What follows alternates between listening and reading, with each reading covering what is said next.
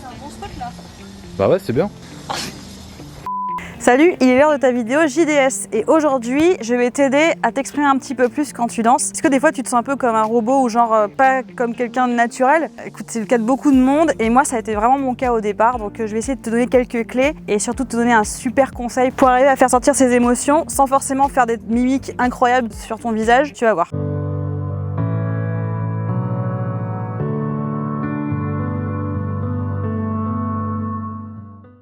Alors le secret, c'est quand tu as du mal à t'exprimer au niveau faciès, il faut utiliser un autre biais qui va te nourrir et faire en sorte de te donner des expressions beaucoup plus naturelles. Je parle de, attention, ceci, tes mains. Tes mains en fait c'est un outil pour vraiment t'exprimer. Si jamais tu as du mal à te dire tiens sur cette musique il faut que je sois triste mais en fait j'arrive pas à jouer, je suis pas actrice, je suis trop superficielle, je le sens, ça ne va pas. Essaie de rester dans peut-être plus une neutralité, te prends pas la tête à faire des mimiques incroyables dignes d'Hollywood, mais utilise plutôt des gestuels de main, ce qui va t'amener à ressentir des choses et donc te permettre d'être plus juste sur ta choré ou dans l'émotion que tu as envie de transmettre. Donc comme tu peux le voir là sur les petites images qui tournent en même temps que je parle, j'utilise énormément mes mains sans pour autant là pour le coup je fais exprès de ne pas utiliser de mouvement de hanche ou quoi, ou caisse de tour etc. juste pour te montrer que la puissance des bras fait déjà beaucoup sans forcément exagérer au niveau je viens d'avaler une mouche. Non.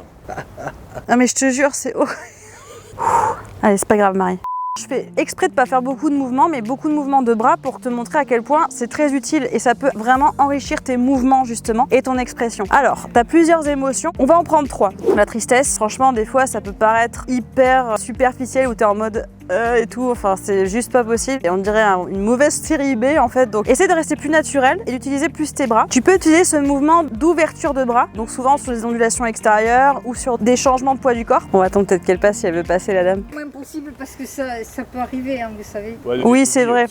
Donc vous pouvez utiliser ce mouvement là d'ouverture de bras pour dire par exemple pourquoi ou au contraire je m'offre ce mouvement là de bras, celui-là j'adore de le faire, avec un regard un peu bas, aider pour la tristesse justement, ou alors le regard en l'air, moi c'est quelque chose que j'aime beaucoup. Le regard et les bras en règle générale c'est quelque chose que j'utilise. Je suis très pudique avec ce genre de sentiments personnellement et donc forcément sur scène, je sais pas si c'est votre cas, j'ai du mal à l'exprimer puisqu'en règle générale je suis assez pudique dans la vraie vie, donc forcément sur scène c'est très compliqué. Donc je vais utiliser ces mouvements là, ou alors de regarder en l'air, de faire un mouvement continu comme ça où je baisse le bras va m'aider en fait moi à l'intérieur de moi à vraiment ressentir de manière sincère ces émotions de tristesse. On va en prendre une autre émotion, plutôt la joie. Dans ce cas précis, ce qui est sympa c'est de capter un regard ou deux, même si c'est une grande scène et que les gens sont dans le noir, tu peux toujours trouver une première ligne où tu vas pouvoir capter vraiment le regard des gens et te nourrir en fait de sa joie de vivre et de sa kiffance si je puis dire. Alors ça peut arriver que tu tombes sur quelqu'un qui ne kiffe pas du tout, mais qui kiffe beaucoup à l'intérieur mais ça se voit pas du tout. Pour autant lâche pas l'affaire parce que dis-toi qu'à l'intérieur de lui certainement qu'il est en train de danser de ouf et tout, mais sur lui c'est en mode...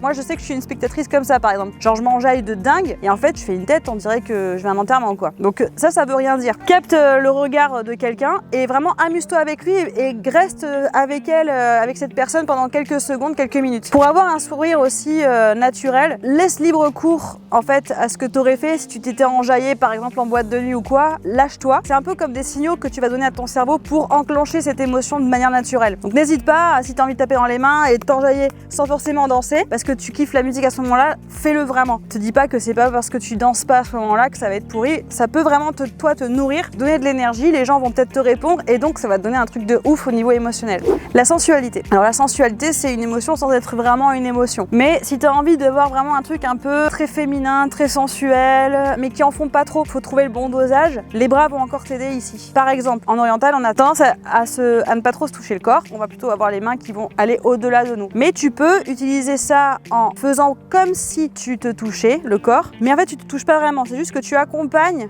les bras vers le haut. Ça peut être une idée pour augmenter le côté sensuel. Tu peux aussi faire ce mouvement-là pour souligner le regard, ou alors développer le bras vers quelqu'un comme si tu regardais. Donc c'est très important d'utiliser le regard aussi. On a tendance souvent à penser émotion, bouche, mais utilise tout ce qui est possible et ce qui est le plus naturel pour toi. Moi je sais que c'est le regard, parce que moi la bouche pour moi c'est un peu compliqué. Je vais plutôt avoir tendance à avoir beaucoup de choses dans le regard, beaucoup de choses dans les mains, dans les bras, mais peu dans la bouche. Alors ça se trouve, vous êtes complètement le contraire et vous c'est plutôt la bouche, etc. N'hésite pas à me le dire et à donner ton expérience aux autres, ça va vraiment aider la communauté.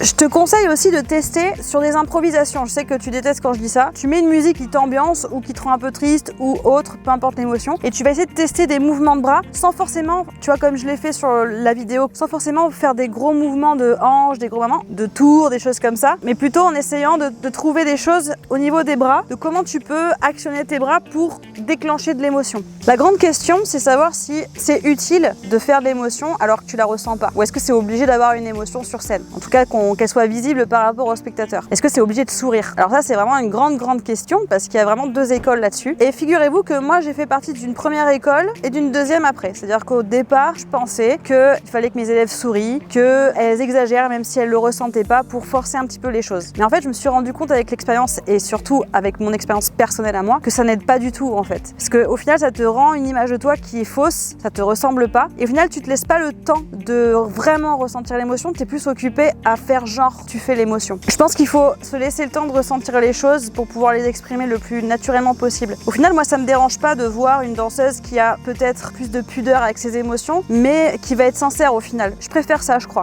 plutôt que quelqu'un qui exagère. Donc si j'ai un conseil à te donner, au final, ce serait plutôt la deuxième école, c'est-à-dire de prendre le temps de ressentir véritablement les choses, à être quelqu'un que tu n'es pas au final. Merci d'avoir suivi cette vidéo jusqu'au bout. Like si tu aimes bien, abonne-toi si tu veux, et puis on se dit à dans 2 semaines. Salut!